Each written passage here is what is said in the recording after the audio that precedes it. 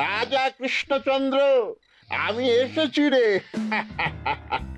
চোখ খুলে দেখো বাবা। কে কে কে আপনি? আমি স্বামী খটখটানন্দ।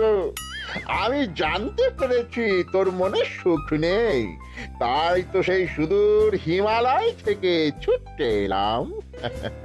ও, আপনি কি করে জানলেন সাধু বাবা? ওরে পাগল ছেলের কথা শোনো। সন্তানের মনের কথা যদি জানতেই না পারি, তাহলে কিসের তপস্যা আর কিসের ধ্যান? কি জেনেছেন সাধু বাবা? 3 দিন ধরে মনে কোনো সুখ খুঁজে পাচ্ছি না, নানান রকম চিন্তায় জর্জরিত হয়ে রয়েছি। তার মধ্যে আজ 3 দিন হলো রানী বাপের বাড়ি গিয়ে রয়েছে। সুখ কি তোর একার? এই মায়ার সংসারে সুখ খুঁজে পাবি কি করে? তোর যে তপস্যার সময় হয়েছে বাবা। শোন, এই পাথরটা ধর। আমি যোগ বলে এই মন্ত্রপুত পাথর পেয়েছি। কাল পূর্ব দিকের নদীর পাড়ে এই মন্ত্রপুত পাথর স্থাপন করবি। আমি চাই তুই নিজে এই পাথরের আরাধনা করিস। তাই ওইখানে এক কুটির বানিয়ে তুই একা থাকবি। একা? আর রানী? সংসারে দুঃখ ছাড়ার কিছুই নেই। তোর আসলে সুখ লুকিয়ে আছে ওই মন্ত্রপুত পাথরে। এই পাথর তোর মনে সুখ ফিরিয়ে আনবে আর এই গোটা রাজ্যে শান্তি বজায় রাখবে। ঠিক আছে বাবা।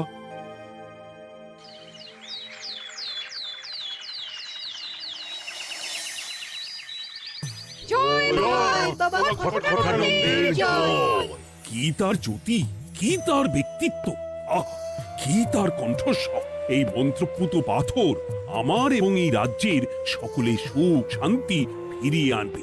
আজ থেকে আমি সাধু বাবার পরামর্শ মতন এখানেই থাকবো। তোমাদের যার যা যা বক্তব্য আমাকে এখানে এসেই বলবে। কোনো চিন্তা করবেন না মহারাজ, আমি সব সামলে নেব। আপনি নিষ্ঠা সহকারে সাধু বাবার আদেশ পালন করুন। মহারাজ, যার নামেই খট তার কথাই ভরসা করা কি ঠিক হবে? একটা সামান্য পাথর কি করে সুখ ফিরিয়ে আনবে মহারাজ? বিষয়টা কি খটখটানন্দের মতন খটকার নয়? এটা মোটেই সামান্য পাথর নয় গোপাল, এটা মন্ত্রপুত পাথর। আর এসব হচ্ছে বিশ্বাসের ব্যাপার। শুধু তোমার মতন ভাঁড় দিয়ে কি আর রাজ্য চলে? রাজ্য চালাতে গেলে ভক্তি, শ্রদ্ধা, আশীর্বাদও দরকার হয়। ঠিকই, শাস্ত্রে বলে বিশ্বাসে মিলায় বস্তু, তর্কে বহুদূর। কিন্তু মহারাজ, রাজ্যটাও তো চালাতে হবে। আপনি এখানে থাকলে এই রাজ্যের কি হবে মহারাজ? একবার ভেবে দেখুন, সাধু বাবা আসল না হয়ে নকলও তো হতে পারে। দেখো গোপাল, তোমার যদি মনে বিশ্বাস না থাকে তাহলে আমি বলবো তুমি আর এখানে এসো না। তবে সাধু বাবার নামে কোনো বাজে মন্তব্য আমি শুনবো না। আমি চাই না আমার এই অবিশ্বাসের কারণে আমার রাজ্যের কোনো ক্ষতি হোক। আর আমি এই রাজ্যের মন্ত্রী, আমি থাকতে তোমাকে রাজ্য নিয়ে বেশি ভাবতে হবে না। তুমি এখন যাও তো গোপাল, যাও। মহারাজকে আর বিরক্ত করো না। পাল না থাকলে এ রাজ্যের কিছুই এসে যাবে না। আমরা থাকতে নাকি ভাঁড় চালাবে রাজ্য? আচ্ছা, ঠিক আছে, দেখা যাক। তাহলে আসি মহারাজ। হ্যাঁ হ্যাঁ, এসো এসো।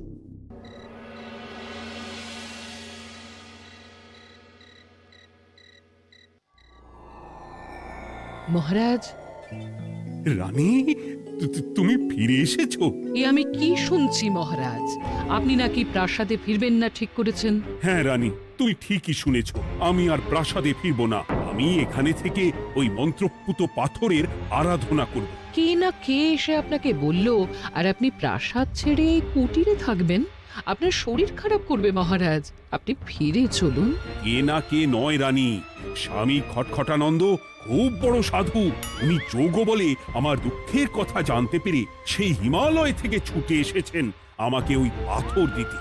তুমি আমায় ফিরতে জোর করো না রানী। আর আপনার রাজ্য, আপনার প্রজারা, তাদের কি হবে মহারাজ? সে নিয়ে তুমি ভেবো না রানী, আমি এখানে বসেই মন্ত্রীকে দিয়ে সবটা সামলে নেব। তাহলে আমিও আপনার সাথে এখানে থাকবো। আপনাকে ছাড়া আমি প্রাসাদে ফিরবো না। তা হয় না রানী, সাধু বাবা আমাকে একা থাকতে বলেছেন। এসব ধ্যান যোগ আরাধনা একা করতে হয়। গোপাল সবটা জানে মহারাজ। আহ, আমার সামনেও নাম করবে না রানী। গোপালের কত বড় সাহস তুমি ভাবো একবার। ও বলে সাধু বাবা ভণ্ডও হতে পারে। আমার তখন ইচ্ছা করছিল ওর মাথার যে কটা চুল আছে সেটাও ছিঁড়ে নিতে। না না না, আমি আর গোপালের মুখ দেখতে চাই না। আপনি উত্তেজিত হবেন না মহারাজ, আপনি বিশ্রাম করুন, আমি আবার কাল আসবো।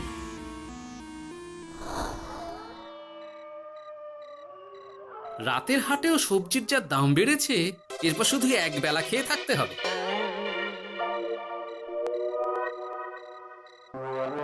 হে ভোলা, বাড়ি না গিয়ে এখানে বসে আছো কেন? দুঃখের কথা কি আর বলবো তোমায় গোপাল দাদা। বলোই না, শুনে দেখি। সামনে বর্ষা আসছে, বাড়ির ছাদটাও মেরামত না করলেই নয়। কিন্তু আমার কাছে তো এখন এত টাকা নেই, তাই ওই গিন্নির সাথে পরামর্শ করে গেলাম মহারাজের কাছে সাহায্য চাইতে। থামলে কেন, পুরোটা বলো। কি আর বলবো গোপাল দাদা, মহারাজের উত্তর শুনে আমি তো অবাক। সবই তো বুঝলাম ভোলা, কিন্তু আমার যে কিছুই করার নেই। সাধু বাবা বলেছেন আজ থেকেই রাজ্যের সব সুখ দুঃখের দায়িত্ব ওই মন্ত্রপুত পাথরে। তুমি চিন্তা করো না, এক কাজ করো, তোমার সমস্যার কথা গিয়ে ওই মন্ত্রপুত পাথরের কাছে জানাও। আর তোমরাও আজ থেকে তোমাদের যা চাওয়া পাওয়া আছে সব গিয়ে ওই পাথরকে জানাবে। হ্যাঁ, যা করার পাথরই করবেন। একবার যদি ওই সাধুকে হাতের কাছে পাই না, তাহলে ওই পাথর দিয়েই বেটার মাথা ফাটাবো। কিছু বললে গোপাল দাদা? না, কিছু বলিনি। যাও, তুমি বাড়ি যাও, চিন্তা করো না, দেখি কি করা যায়।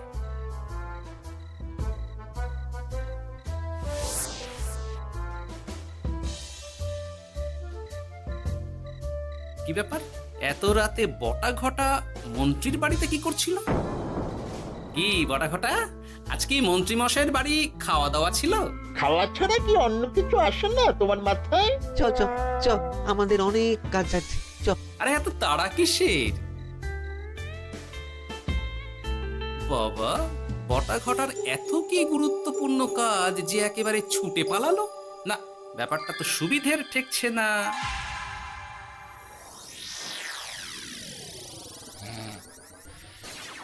রাজা কৃষ্ণচন্দ্র, ওঠ বাবা, আমি এসেছি।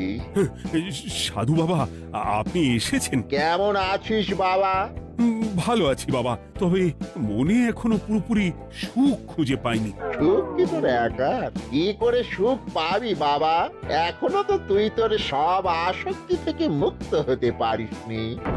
আর কি কি করতে হবে আমায় বলে দিন বাবা। একটা কাজ বলবো, করতে পারবি? বলুন বাবা, আপনি যা বলবেন আমি তাই করব। এই রাজপাট তুই ছেড়ে দে, এসব থেকে নিজেকে মুক্ত করে তুই তোর সাধনায় মন দে, দেখবি তার ফল তুই পাবি। কিন্তু তাহলে রাজ্যের কি হবে? কে দেখবে সাধু বাবা? কেন, তোর মন্ত্রী? ওর থেকে ভালো লোক তুই আর পাবি না। ওই হচ্ছে তোর আসল শুভাকাঙ্ক্ষী, আমি যোগ বলে জানতে পেরেছি। আচ্ছা, তাই হবে। আর আর ওই গোপালটাকে যদি পারেন একটু সাহায্য করবেন বাবা। ওই তুচ্ছ গোপালকে নিয়ে তুই চিন্তিত হোস না, ওরে বুড়ি মন্ত্রী মশাই ফাটাবে। তুই যা, ঘুমো।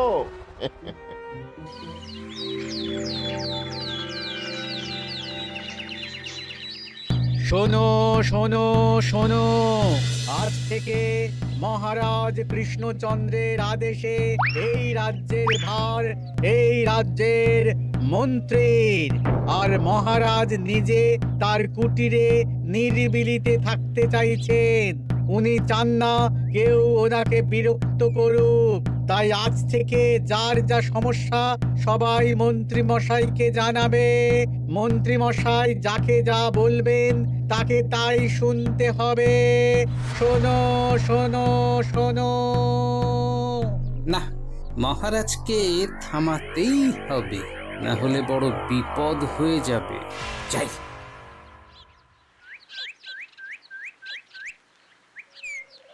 মহারাজ, এই ভুল আপনি করবেন না। মন্ত্রীর হাতে রাজ্যের ভার দিলে রাজ্যের সর্বনাশ হবে মহারাজ। দেখো গোপাল, আমি যেটা করেছি সেটা ঠিক বুঝেই করেছি। আমার সিদ্ধান্ত আর বদলাবে না। আর এই বিষয় নিয়ে আমি তোমার সাথে কথাই বলতে চাই না। মহারাজ, গ্রামবাসীরা আপনার এই সিদ্ধান্ত খুশি মনে মেনে নেয়নি। সবার কথা একবার ভেবে তারপর সিদ্ধান্ত নিন মহারাজ। একজন বাইরের লোকের কথায় কোনো সিদ্ধান্ত নেবেন না দয়া করে। গোপাল, তুমি যদি সাধু বাবার সিদ্ধান্তে প্রশ্ন তোলার চেষ্টা করো তাহলে আমি বাধ্য হব মন্ত্রীকে বলে এই রাজ্য থেকে তোমায় বিতাড়িত করতে। একজন সেই হিমালয় থেকে আমাদের উপকার করতে এলো আর তুমি তার বিরুদ্ধেই কথা বলছো। ছি ছি গোপাল, ছি। মজা, কি মজা! শুধু মুদ্রা, শুধু মোহর, যেদিকে তাকাবো শুধু সোনার মোহর আর সোনার মোহর। তুমি কি পাগল হয়ে গেলে? এখনো হয়নি গিন্নি, তবে এবার সত্যি সত্যি হয়ে যাব। এত সোনার মোহর একসাথে হাতে পেলে কেউ কি সুস্থ থাকতে পারে? আর বেশি দিন বাকি নেই যখন কৃষ্ণনগরের কোষাগারের মালিক হব আমি। আর মহারাজকে ছেড়ে দেবেন? চিন্তা নেই, মহারাজ কিছুই করতে পারবেন না। তিনি এখন সাধু বাবার আদেশে পাথরের আরাধনায় ব্যস্ত। আর প্রহরীরা, তারা কিছু বলবে না? প্রহরীরা তো এখন আমার গোলাম। মন্ত্রীমশাই, আমরা এসেছি। ওই তো ওরা চলে এসেছে। ওরা কি করবে? ওরাই তো কোষাগার লুট করতে আমায় সাহায্য করবে। রাজ কোষাগার হবে শুধু আমার, আমার, আমার।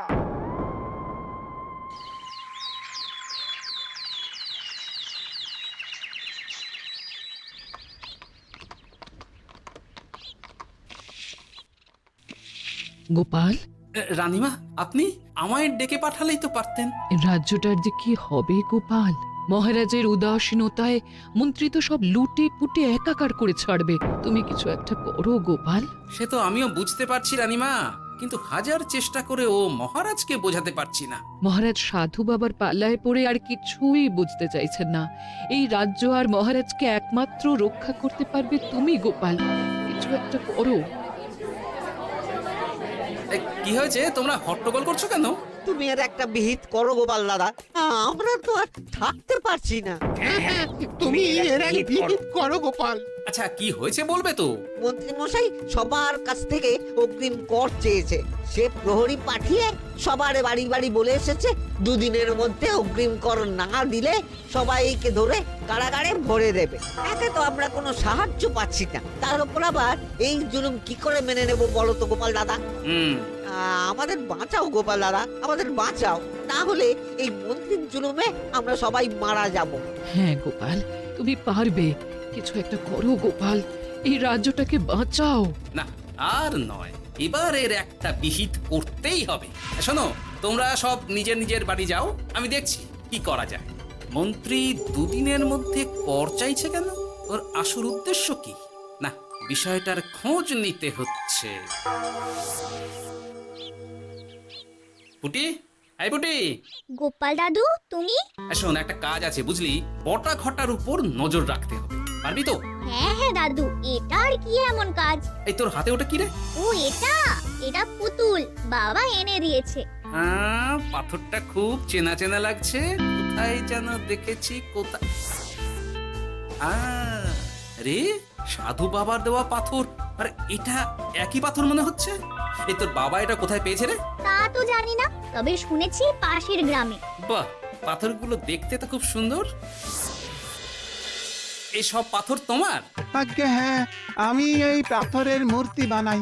এই পাথর কি তুমি বিক্রি করো? না না, শুধু পাথর তো বিক্রি করি না। এটা কি? ও, ওটা আমি আমার সব পাথরের একটা চিহ্ন দিয়ে রাখি। এতে বোঝা যায় যে এই পাথরের মূর্তি আমার তৈরি। বাহ, চমৎকার কাজ করেছো। তোমাকে যে কি বলে ধন্যবাদ দেব তুমি জানো না। কৃষ্ণনগরের কত বড় উপকার তুমি করলে।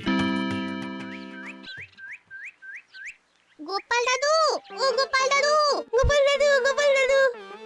কি ব্যাপার, এত সকাল সকাল? ভালো খবর এনেছিস মনে হচ্ছে। শুধু ভালো নয় দাদু, একেবারে গরম খবর। দাদু, রহস্য আমরা ফাঁস করে ফেলেছি দাদু। বলিস কি রে? শুনি শুনি। কাল রাতে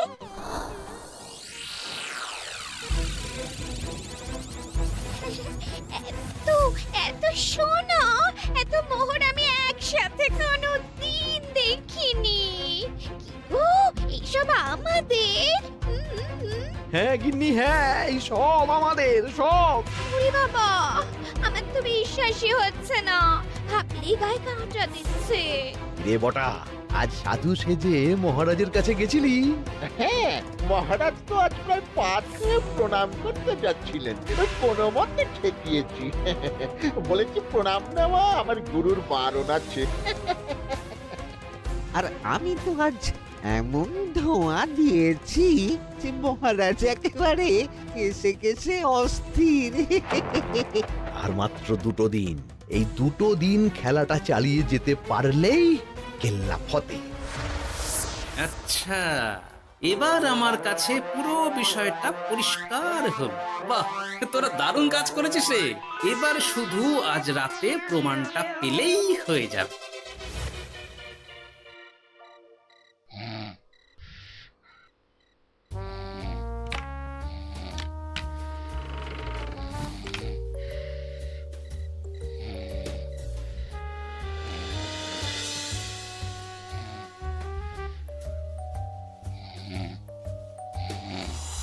এই তো একে একে 2 মিলে যাচ্ছে। বাবা বাবা বাবা, এবার খেলা জমবে।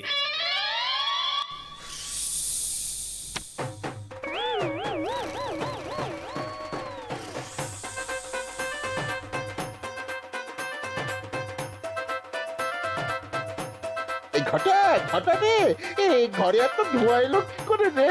সত্যিই তো, এত ধোঁয়া এলো কি করে? ঘরে কি আগুন লাগলো নাকি রে? এই বটা, ওটা কি রে? হ্যাঁ, এ তো ভূত। আমরা তো কিছু করিনি। আমরা কিছু করিনি, বিশ্বাস করো ভূত দাদা, আমরা কিছুই করিনি।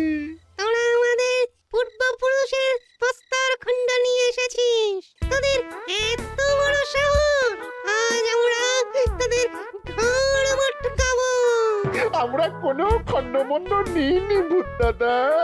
এই কথা, তুই কি ওনাদের কোনো খণ্ড এনেছিস? না না না না না, আমি তো অমন কিছু আনিনি। আমার মনে হয় ওই আপনাদের কোথাও একটা ভুল হচ্ছে। মহারাজকে ওই পাথর তোরা কোথা থেকে এনে দিয়েছিস?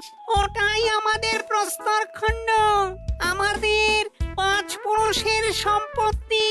ওটা তো আমরা পাশের গ্রামে এক মূর্তি কারিগরের থেকে চুরি করে এনেছি। আপনারা যান না, যান, ওই কারিগরের কাছে ওরকম অনেক পাথর আছে। আমাদের ওটাই চাই। ও বাবা, উনি আবার কে? আমাদের দাদু, তৃতীয় পুরুষ। ও দাদু, এই চুরি ভূত দাদু, ওটা আনতে গেলে না মন্ত্রী মশাই আমাদের খুব মারবে।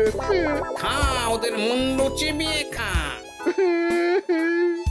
না না, ওরকম করবেন না দাদু ভূত, তাতে আমাদের খুব লাগবে। তাহলে বল, মন্ত্রীর আসল উদ্দেশ্য কি? 2 দিন পর ও কি করবে? 2 দিন পরে মন্ত্রী মশাই কোষাগার লুট করে রাজ্য থেকে পালাবেন। এবার এবার আমাদের ছেড়ে দিন দাদু ভূত। তোদের ছাড়তে পারি একটাই শর্তে। বলুন বলুন।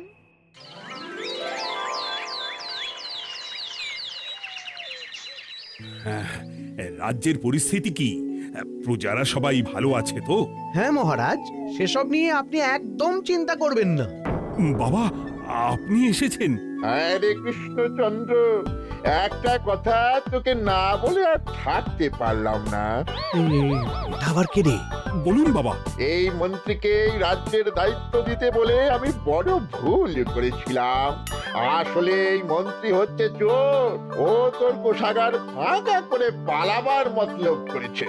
কি বলছেন বাবা? মন্ত্রী, উনি যা বলছেন সব সত্যি? না না মহারাজ, এই বটা কি হচ্ছে কি? বটা? তুমি সাধু বাবাকে বটা বলে ডাকছো কেন? আমি বলি কি বাবা, এই মন্ত্রীকে তুই শুলে দে। বটা, তুই থামবি? আমার খেয়ে আমায় ছুরি মারা? ওর কথা আপনি বিশ্বাস করবেন না মহারাজ, ও সাধু নয়, ও ভণ্ড। মানেটা কি? মন্ত্রী মশাই ঠিকই বলছেন মহারাজ। ও সাধু নয়, ও কৃষ্ণনগরের বটা। এসব আপনার আদরের মন্ত্রীর কাজ মহারাজ। মন্ত্রী আপনার রাজ্য লুট করার মতলব করেছে, তাই বটাকে সাধু সাজিয়ে আপনার মন জয় করে প্রথমে আপনাকে প্রাসাদ থেকে তাড়িয়েছে, তারপর রাজ্যপাট নিজের হাতে নিয়ে কোষাগার হাতিয়েছে। আর এই পাথর কিসের গোপাল? পাথর? পাথর এই কারিগরের মহারাজ। উনি পাশের গ্রামে এই পাথর দিয়ে মূর্তি গড়েন। মন্ত্রী বটাকে দিয়ে এই পাথর চুরি করিয়েছে।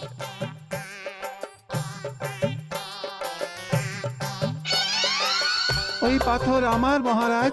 আমি তোমায় ছাড়বো না মন্ত্রী, তোমায় আমি শুলে দেব। প্রহরী, প্রহরী! কেউ আসবে না মহারাজ। প্রহরীরা এখন আমার কথা ছাড়া আর কারুর কথা শুনবে না।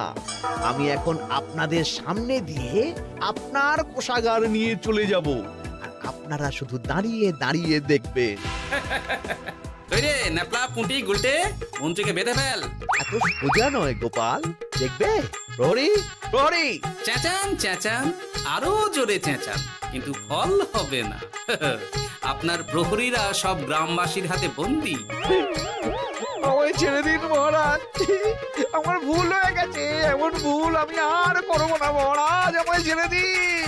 ছেড়ে দেব? তোমার ব্যবস্থা আমি করছি। কিন্তু গোপাল, আমার মনের সুখের কি হবে? আমি কি আর সুখী হতে পারবো না? কেন পারবেন না মহারাজ? রাজার আসল সুখ তো তার প্রজার সুখে। একদম ঠিক কথা বলেছে গোপাল। প্রজার সুখেই রাজার সুখ।